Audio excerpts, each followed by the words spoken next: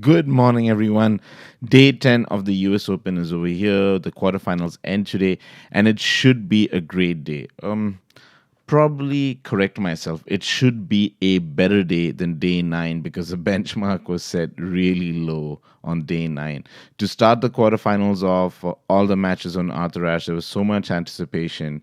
And really, I'd have to say, if you look at it in totality, day 9 was probably the most disappointing day of tennis at the US Open. In the day session, we at least had two completed matches. Angelique Kerber beat Roberta Vinci 7-5, 6-0, and that was pretty much as good as it gets. And that should be a sign. You know, when a match that included a 6-0 first set was the best match of the day, that tells you what happened the rest of the day.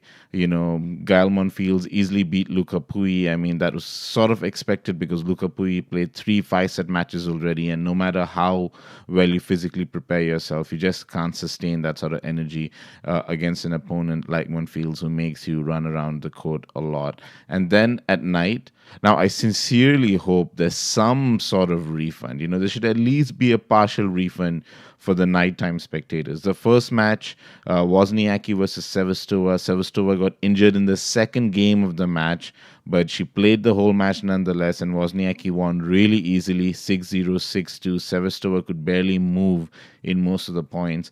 And then in the evening, people were excited to watch Djokovic versus Tsonga, the second match of the night session. Tsonga retired after 2 sets, and he was getting hammered by Djokovic 6-3, 6-2, and that was that. So two very underwhelming matches at the night session, an underwhelming day. So hopefully day 10 is much better. I mean, if it gets worse than day 9, they might as well scrap the tournament. But I'm optimistic. I'm hopeful. The first match itself on day 10, the first quarterfinal, is Anna Konjuh versus Karolina Pliskova. This is a new matchup at a Grand Slam. They never played against each other, and for most tennis fans, it's exciting to see two talents come through and play against each other in the quarterfinals. So Konya, as I talked about the other day, is 18 years old, and boy, does she have a first serve. It's a brilliant first serve. It sets her up really nicely to play attacking tennis. She's won the US Open as a junior. She's won the Australian Open as a junior. So people are expecting great things from this talented Croatian player.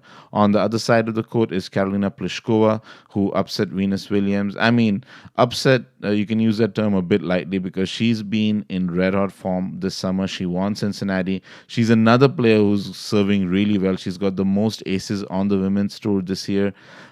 She hits the forehand really hard, but in a whippy sort of way. So I'm expecting this match to be a really good one. It's a tricky one to call. I don't think it'll be straight sets, unless of course it's a matter of composure. You know, it's the first time both these players are in a Grand Slam quarterfinal.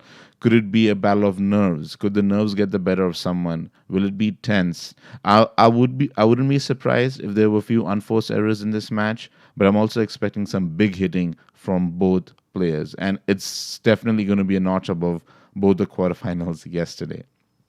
The second match on Arthur Ashe Court, which in its own right would be a showpiece match on any other day, is Andy Murray versus Kei Nishikori.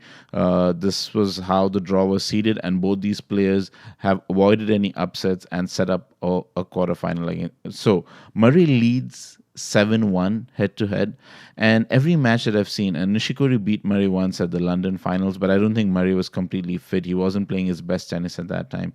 But every other match that I've watched between these two, I just don't know that Nishikori can edge the battle in any form. If you talk about playing defensively, which is sort of Nishikori's mode of operation, I think Andy Murray has the bigger weapons and the guile to break through his defense.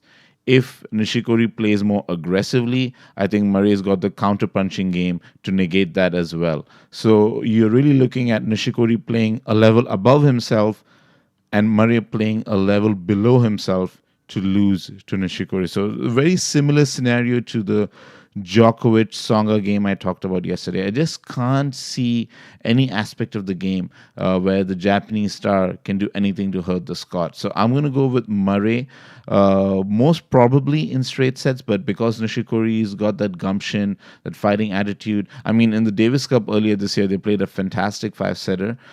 I don't think in the current form that Murray will be facing a five-setter against Nishikori. So I'm going to go for a straight sets win for Murray, but I'll be pleasantly surprised if it goes 4 or 5. Then we move on to the evening session. The first match is Serena Williams versus Simona Halep. Once again, this was how the draw was seeded, so both these players avoided an upset. Serena has been playing on autopilot this tournament, really. She's serving so well. She's hitting her winners from all sides of the court. Simona Halep's been a bit patchy, although I thought her performance against Carla Suarez Navarro was her best performance of the tournament so far.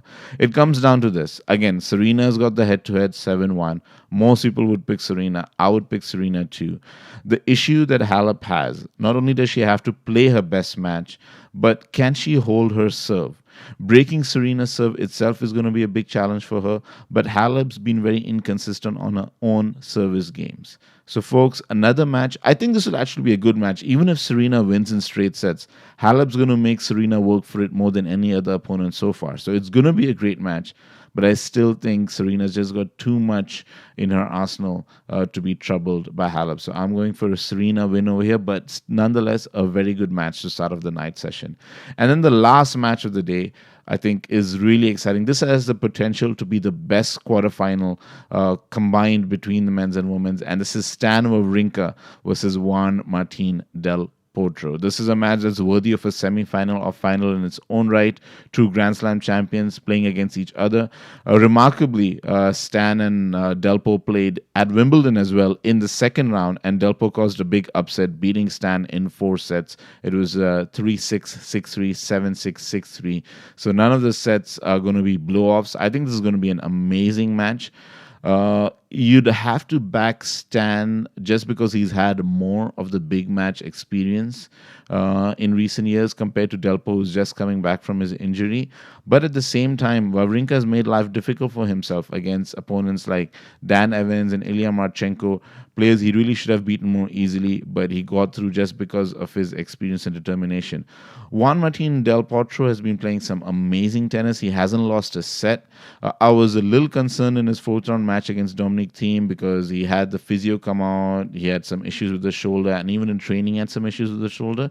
But as it turned out, he won the first set quite easily, and then in the middle of the second set, after breaking, Dominic Thiem actually retired from the match. So Juan Martín's not actually that exerted, and if he can dictate points with his forehand, I think he has every chance of causing an upset again over Stan. And now, will Stan play this match tactically? The issue with Stan is sometimes he's all about shot making, and it's so much fun to watch, but I don't think he tactically outwits his opponents because there's an obvious weakness over here, and that's that Juan Martín's not going strong on his backhand. He's hitting it consistently, but he's not hitting through. So can Wawrinka exploit that? If Wawrinka exploits that, then I think he has the definite edge in this match. But I'm not so sure that would happen. I think the crowd's going to be behind Delpo. A lot of the tennis fraternity wants to see Delpo succeed over here. I just want to see a great match. I'm really hoping that this match turns out to be a 5-setter, an epic night match, which this year's US Open is really missing. We haven't had that epic night match yet. So Stan, Delpo, give us a great tennis match. Folks, I hope all of you enjoy some great quarterfinals today. Hopefully, they're much better than yesterday's quarterfinals. I'll see you tomorrow on day 11. Cheers.